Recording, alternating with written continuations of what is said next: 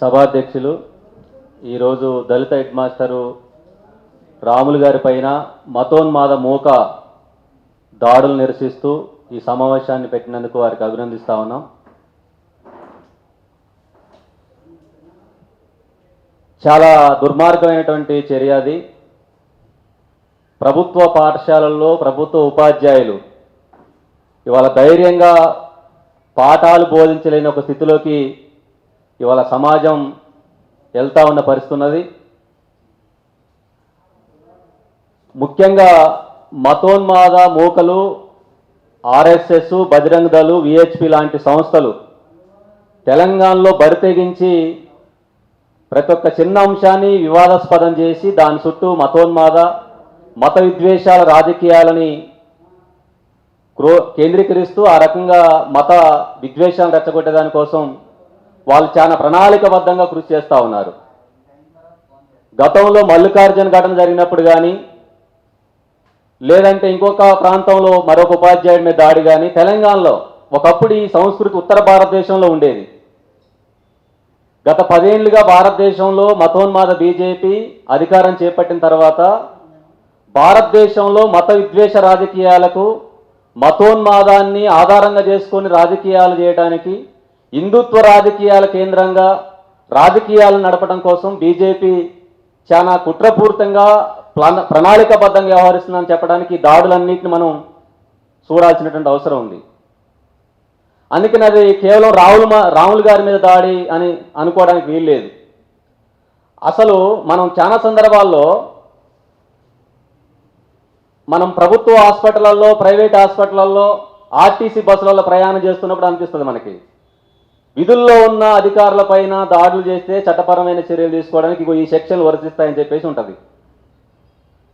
లేదంటే ప్రభుత్వ కార్యాలయాల్లో ప్రజాస్వామికవాదులు మనలాంటి ప్రజా సంఘాలు ధర్నాలు చేస్తే అధికారులకు ఆటంకం పరిస్థితి కాబట్టి అని చెప్పేసి కేసులు పెట్టి జైలులో పెడతారు. ప్రైవేటు కార్పొరేట్ హాస్పిటల్లో కూడా ఆ చట్టాలు ఉన్నాయని చెప్పేసి బోర్డులు పెడుతున్నారు. ఇవాళ ప్రభుత్వ ఉపాధ్యాయులు ప్రభుత్వ పాఠశాలల్లో కూడా వాళ్ళకు విధులకు ఆటంకం జరుగుతున్నప్పుడు, వాళ్ళని మూకదాడుల పేరుతో దాడులు చేస్తున్నప్పుడు వాళ్ళ మీద చట్టపరమైన చర్యలు తీసుకోవడానికి చట్టాలు ఎందుకు అమలు కావటం లేదని చెప్పేసి మనం ప్రశ్నించాల్సిన అవసరం ఉంది. మనోభావాలు దెబ్బతిన్నాయనే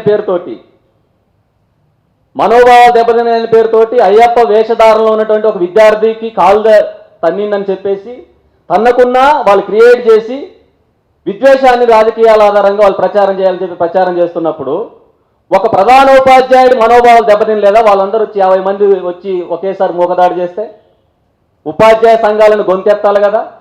ఉపాధ్యాయ సంఘాలన్నీ మా మనోభావాలు దెబ్బతిన్నాయని చెప్పేసి ప్రచారం రోడ్ల మీకు రావాలి కదా. కానీ ఉపాధ్యాయ సంఘాలు కూడా ఎందుకో మౌనంగా ఉంటా ఉన్నాయి. అంటే హిందూ ధార్మిక సంస్థల వాళ్ళే మనోభావాలు, ఇతరుల మనోభావాలు కాదా? రాములు గారి మనోభావాలు దెబ్బతినలేదా? ఆయనకు మనోభావాలు లేవా? ఆయన భారతదేశ పౌరుడు కాదా? ఆయన ప్రజాస్వామ్యం లేదా? ఆయన రాజ్యాంగం లేదా?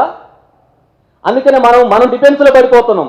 అంటే అయ్యప్ప వేషధారంలో ఉన్న వాళ్ళకే మత మనోభావాలు ఉంటాయి, లేదంటే ఒక దేవుని నమ్మే వాళ్ళకే మనోభావాలు ఉంటాయి, ఒక గుడికి వెళ్ళే వాళ్ళకే మనోభావాలు ఉంటాయి, సైన్స్ను నమ్మే వాళ్లకు, వాస్తవాలు చెప్పే వాళ్లకు, శాస్త్రీయంగా ఆలోచించే వాళ్లకు, అభ్యుదయాన్ని ప్రచారం చేసే వాళ్ళకు మనోభావాలు ఉండవా?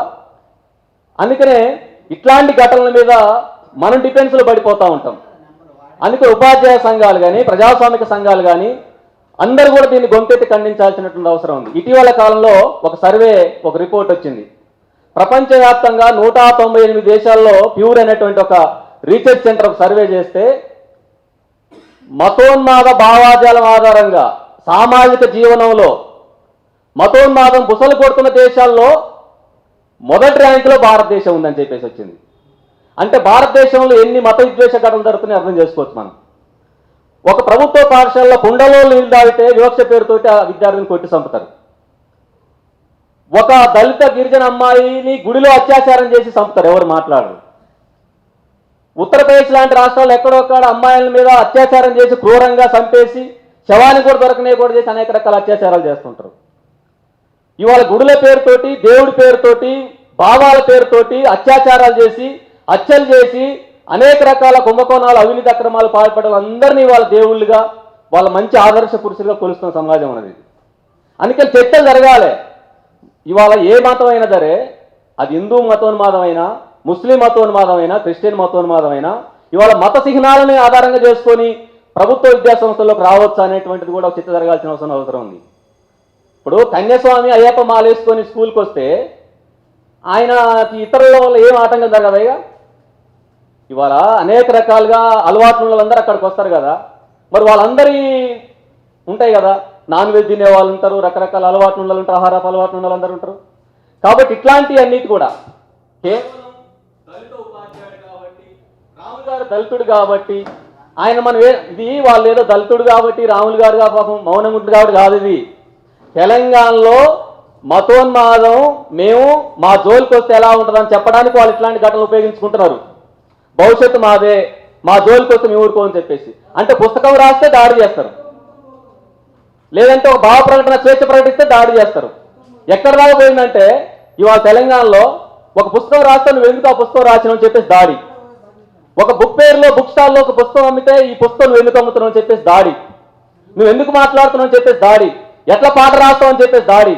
అందుకనే అడగాల్సిన వాళ్ళం, ప్రశ్నించే వాళ్ళం మనం మౌనంగా ఉంటున్నాం కాబట్టి ఇట్లాంటి దాడులు జరుగుతున్నాయి. కాబట్టి ఖచ్చితంగా దాడిని ఖండిస్తూనే డివైఎఫ్ఐగా కేవీపీఎస్ తీసుకోబోయే కార్యక్రమాలకు మేము కూడా సంఘీభావంగా మద్దతుగా పాల్గొంటామని చెప్పి తెలియజేస్తూ ముగిస్తా ఉన్నాం.